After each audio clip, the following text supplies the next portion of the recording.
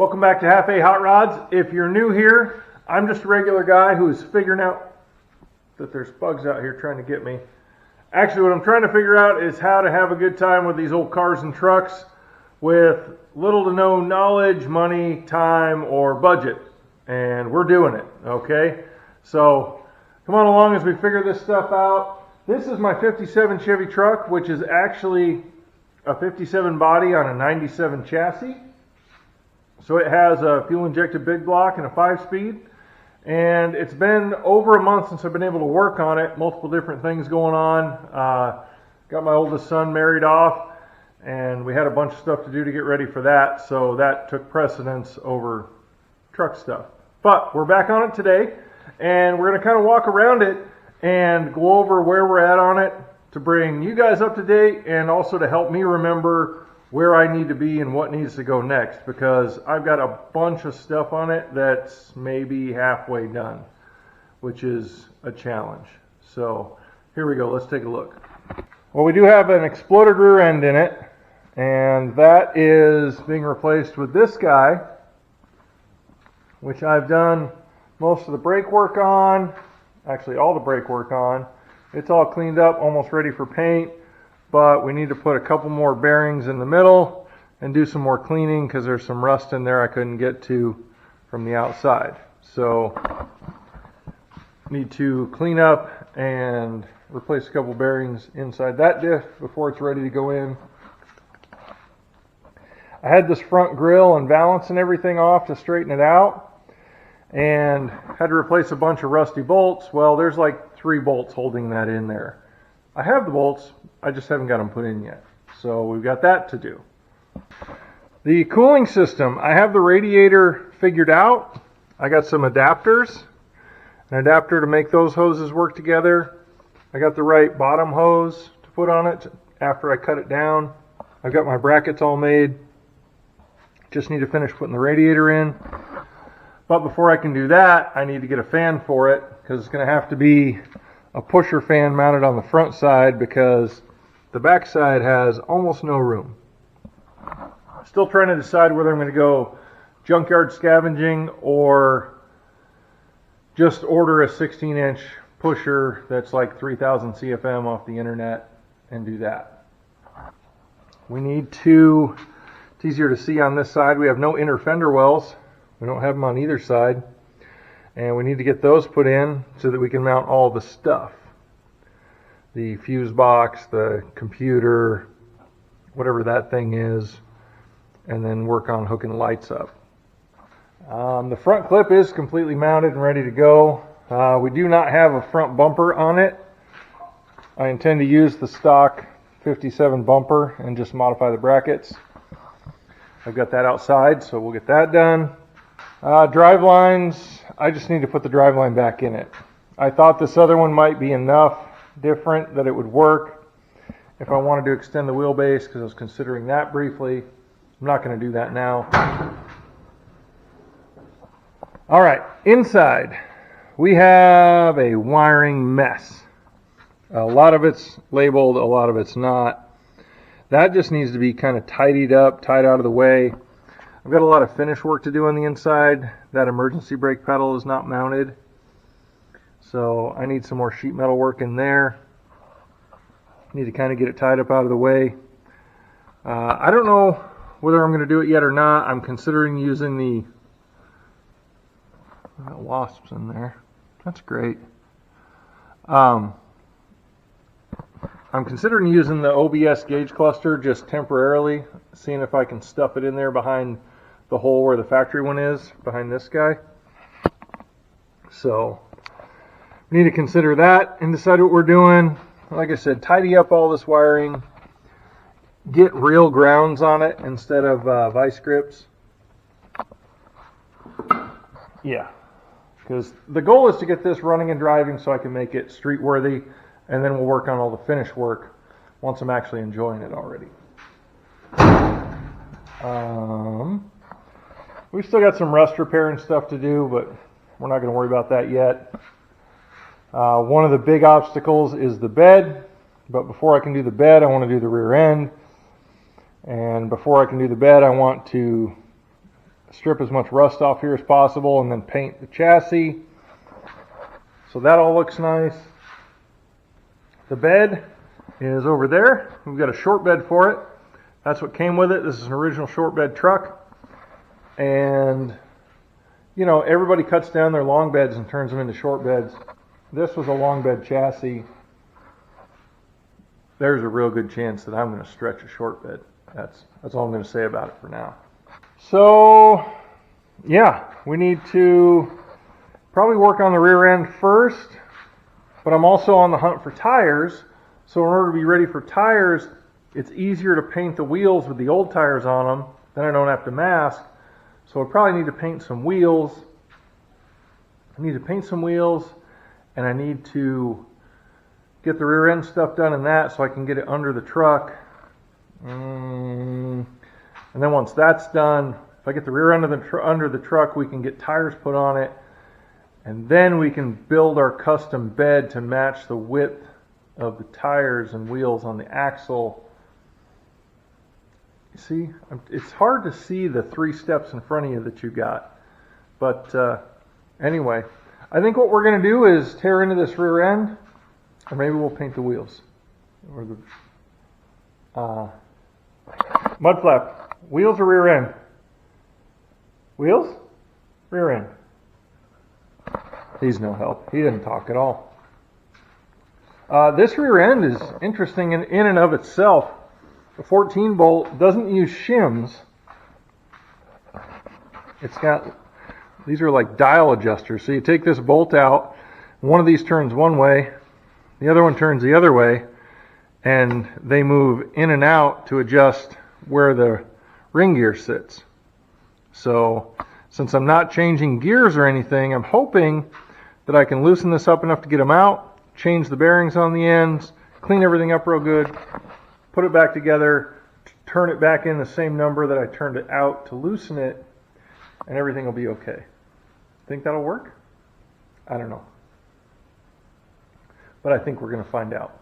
So, all right, I think we got to get started on this rear end. Mud flap? What'd you hear, buddy? Is there a threat?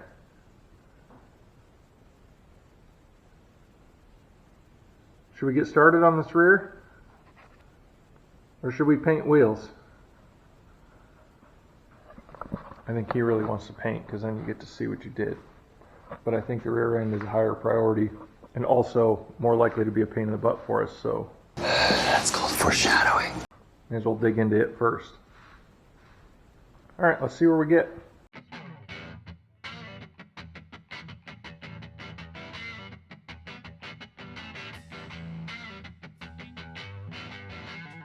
Those look like they're 2 different sizes, so you can't put them on the wrong side.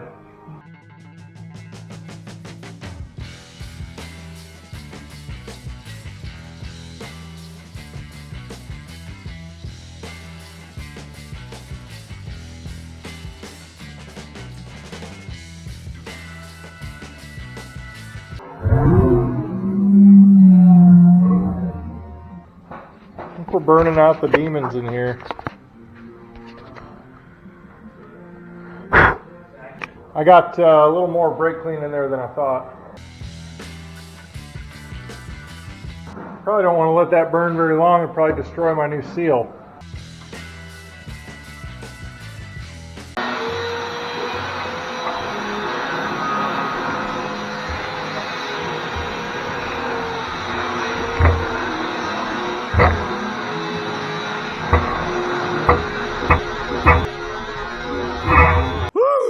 That was close.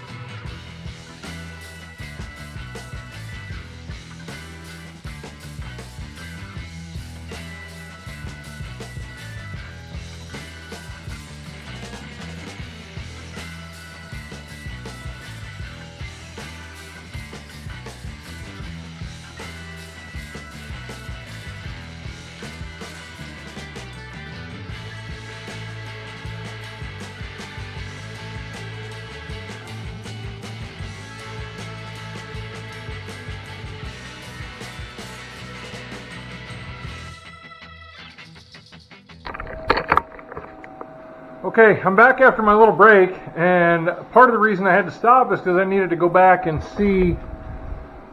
I moved this and then moved it back where I thought it should be, and I accidentally washed the marks off both of these.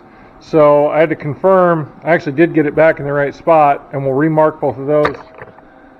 Since we've got the carrier out, there's a couple different tricks you can use to pull those bearings off, put them back on at your house if you don't have a press. I don't want to fight with that, so Wyatt was going to town. I sent the carrier and the new bearings with him. I said, see if you can find one of the local shops that has a press that'll press them off and press the new ones back on, and then we'll put this back together.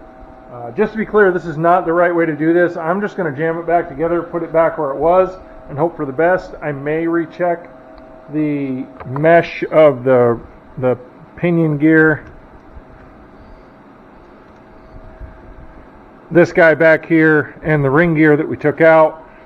But for right now, in the interest of getting one project as close to finished as I can, we're going to do some more cleanup on this, and then I'm hoping to get some paint on this outside of this differential today, even if we can't get the carrier back in, which hopefully we can.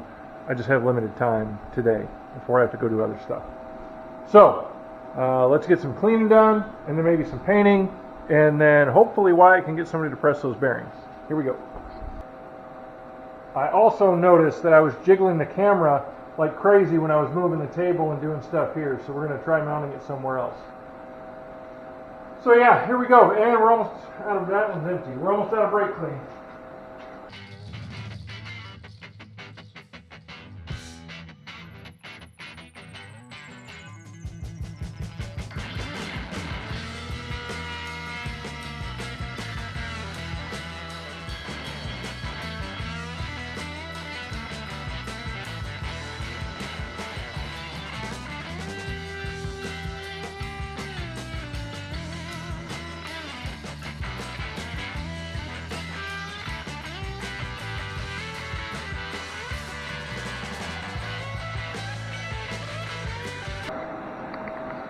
Alright, the battery died while I was cleaning up the diff. I've got it almost ready to go. Wyatt's back from town. He got the bearings pressed on the carrier, so that's all good. We should be able to put it back together. I'm going to do one final rinse and blowout on this differential, and then we'll put it back in, and we will rotate these the opposite direction that we rotated them to loosen them in order to tighten them. So up on this side, down on this side, I think. We'll double check. And yeah, blow everything out, clean everything out one more time, and then the differential will be in. And that's when you should check your pattern. That's when you should check your pattern and make adjustments. Will I do that? I don't know. We'll see.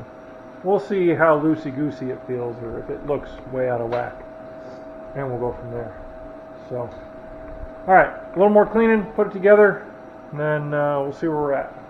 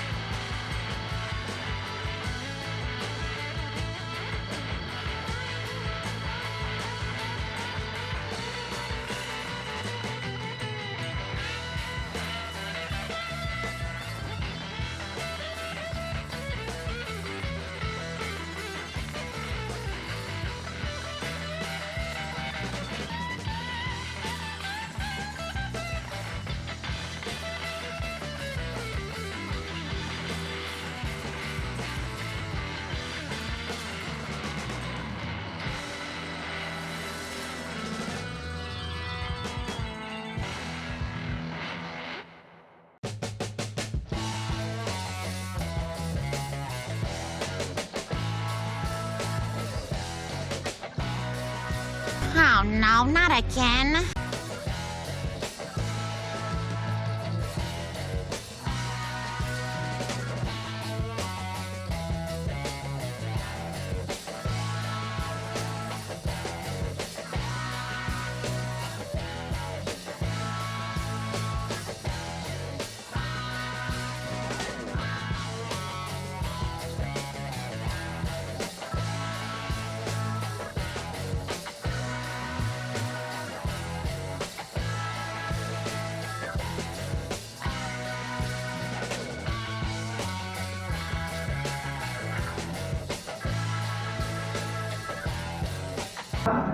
Why won't these axles go in?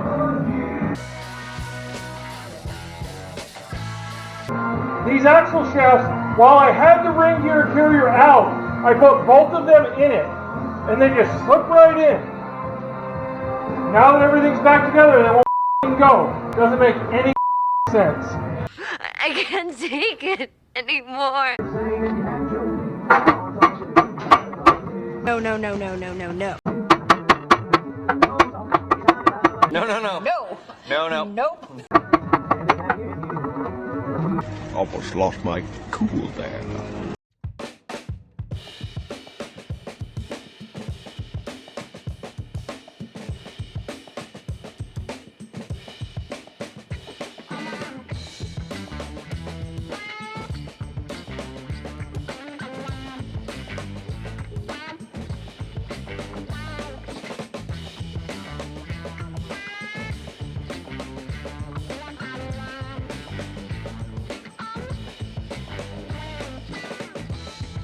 I'm going to have you come down to this end. I'm going to see if I can support this.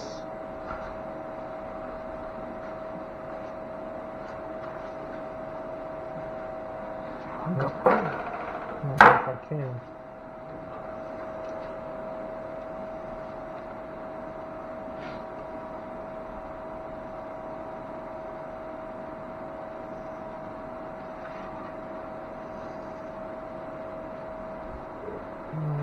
I'm going to try and push up on the end of this axle. So, just so you know what's going on, that needs to go down so that end this end can come up. Right. And then it's splined, so you might have to wiggle it back and forth a little. Yeah. Because I had to pull the axles out on Ray's motorhome. Hold on. On his motorhome to do the brakes. Now I can never get him back in. Yeah, that's where we're at here. Okay, now try and...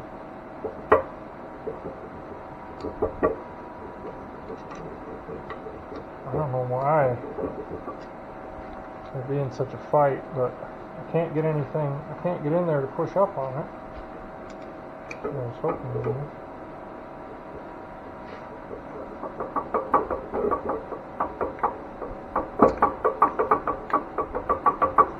Feels like it's catching, but it's not.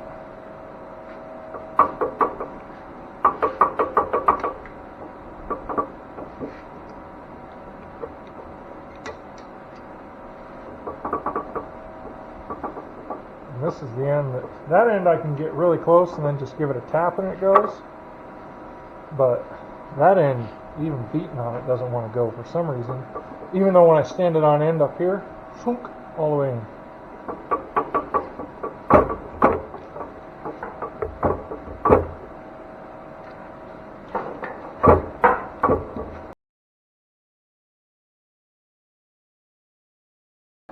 Do I stand the axle on end?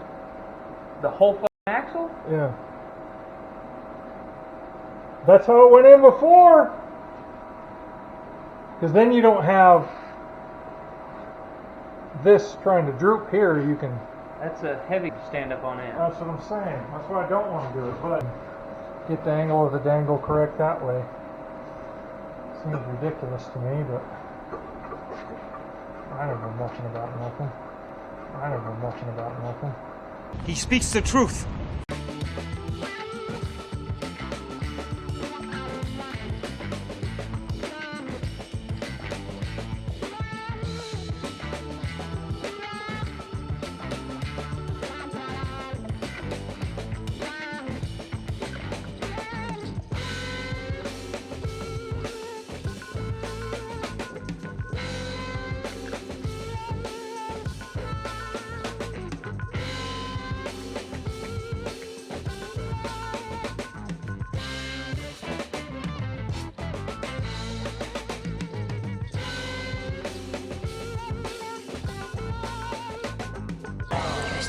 it in. Just tap it in. Give it a little tappy. Please stop it. Please stop it.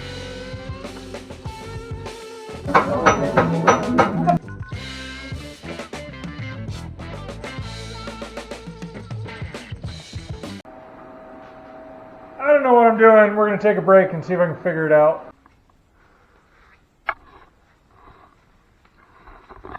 Alright, I think when we left off I was fighting to get the axle shafts to fit right on this 14 bolt. And here's what I learned. There's two different size, two different length axle shafts. And it's possible to put them in the wrong sides, but they won't fit. That's not what I did. I know what you're thinking. That's not what I did. Because when I took them all apart, because I wasn't sure, I put the shorter one in this side and it wouldn't even touch the carrier. And the long one still wouldn't go in. So we took it all back apart. I say we, I mean me and Mudflap, who's zero help because he doesn't have thumbs and he's just, frankly, he's not interested. So we took it all apart, beat on it a bunch of times, worked several different ways, and I'm telling you, the way I finally had to do it probably isn't ideal, but that's how I had to do it to get them to drop in. I even went so far as to draw lines on here for a reference point, draw lines where the edge of the carrier was on both sides, measure the distance, pull the carrier out, slide the axles back in, measure the depth into the carrier, and confirm that everything should fit. And that was the case. So I finally get it, figure out everything should go together, just like I thought the whole time. So I pulled it all back apart, and then I just put the carrier back in very loosely with just enough threads on these bolts and these bolts to make sure it didn't fall out. Then I slid the axle in as far as I could get it. And this is where I really needed another set of hands, which I didn't have because, again, Mudflap doesn't have any thumbs and he's just not generally willing to help. Nobody else was around that I could say, hey, I need you for 5 minutes. So here's what I came up with. I wrapped this motorcycle strap around about like so. I put a 4x4 block in there about like so and put a little tension on it, and then I came back over here and hogged on this center carrier. Don't get me wrong, that's not how I tried it the first time. First time I just tried to, He-Man in there and reach out and grab the end of that axle around the tire with my right hand, while my left hand manipulated this carrier, which that carrier is no joke. It is all there. Like both hands pulling that out of there and setting it on the bench without dropping it or smashing a finger. Yeah, I don't know why I thought I could manipulate it at the end of my reach with my left hand with one hand. But anyway, I tried it first because, that's what I do. But we get the strap around there, come back here, work this with both hands and a pry bar and maybe a fine adjustment tool. And what do you know, that axle just slides right in. So, get that all done. I really need an extra set of hands to get this axle to slide in the rest of the way. Mudflap, I need you to push on this axle while I wiggle the differential around. Mudflap, come push on this axle. Never mind, Mudflap, I'll figure it out myself.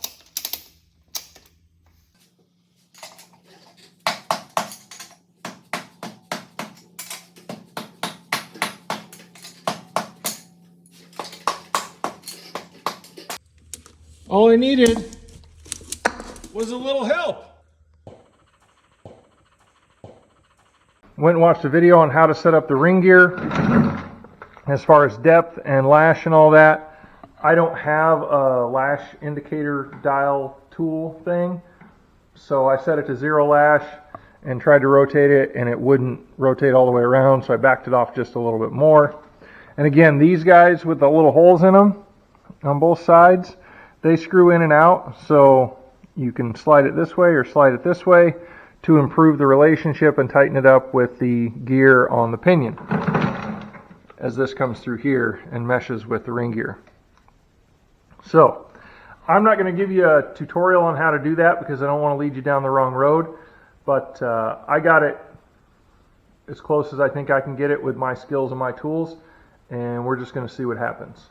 So the only thing that changed was the new bearings. So really I think the adjustments as far as preload side to side should be the only thing that changed. None of the depths or anything should have. So I should be back to the same worn out stuff as I had before as far as ring and pinion. At least that's what I hope. I can justify that in my head. And if it explodes, then we'll address that down the road and we'll put a more highway friendly gear in it. So we are back to both axles are in. Here's a fun part though. This little feller here is supposed to have a gasket in there. And nobody local to me services that gasket. Even though it's been on every 14 bolt and like 1 ton GM axle since, I don't know, the beginning of time, but they don't have them. So I made 3 attempts to tap one out with a ball peen hammer out of this gasket material, and every time it went horribly wrong. So we're just going to silicone that bad boy. That axle had silicone on it and it was not leaking. I'm going to silicone the diff cover, which I've done many times, and those don't leak with silicone on them. So that's what we're going to do. Because actually, in order to even attempt to make that gasket, I had to pull that axle back out, which meant pulling everything loose again to get it back in. It's been more of a battle than it should have been. You should be able to just slide that axle right in there and, you know, go back to work, put the bolts in and be done. But of course, that's not what happened. So, in the midst of this, I may or may not have put 2 lug nuts on this wheel that are the wrong thread and just forced them on with the impact because I was angry. So we'll see how that goes when I go to take them off. The ones on that side went on easy, so they should be okay.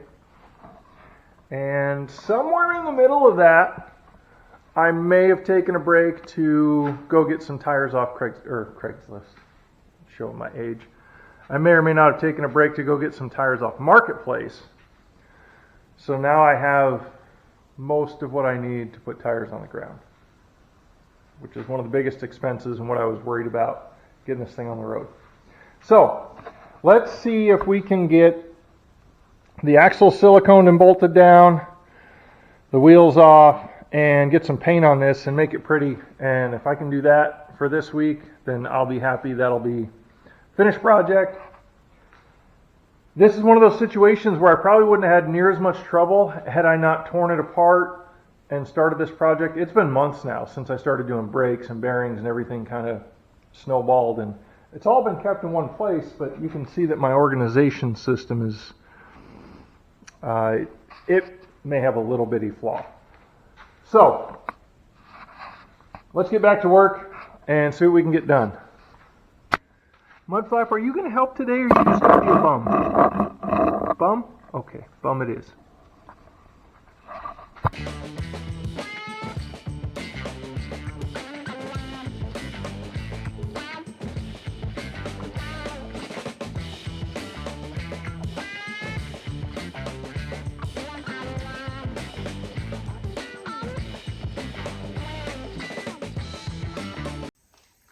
You know, it's surprisingly easy to run a 9/16 lug nut all the way down a 14 by 1.5 stud. On an unrelated note, does anybody know where I could rent a 14 by 1.5 tap and die set?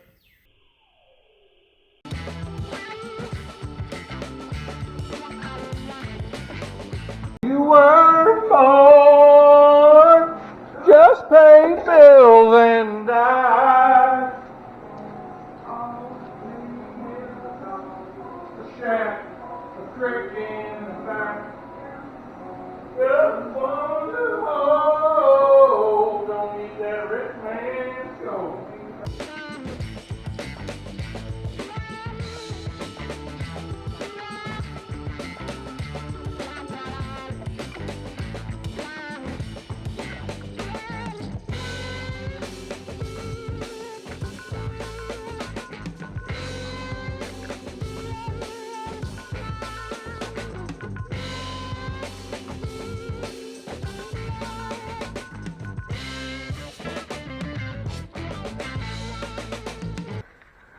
Alright, the battery died somewhere along while I was putting the diff cover on, but we got all the bolts cleaned up, diff covers on, wiped the extra silicone off.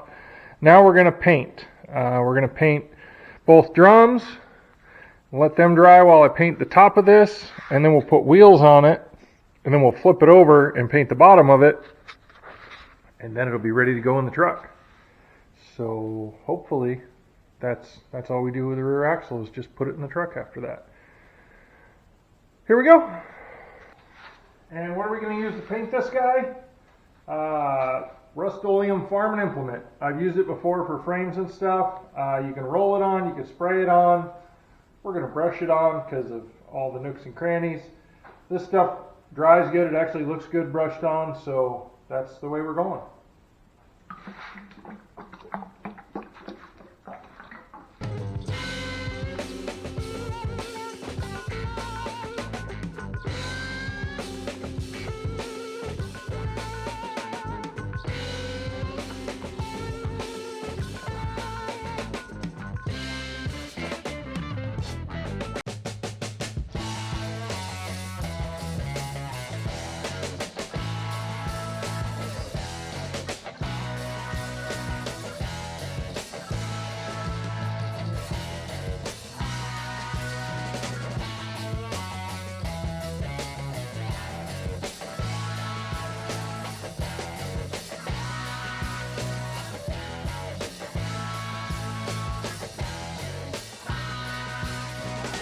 Alright, ladies and germs, I think that's going to do it for today. I think we got paint on her. It's all back together.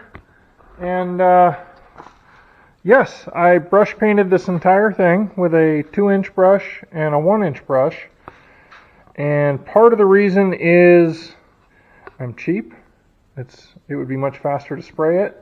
Part of the reason is it will go on heavier with a brush than I would be able to put it on with a spray can, I think. And it's actually much cheaper to buy this way. I think this was $32 or so.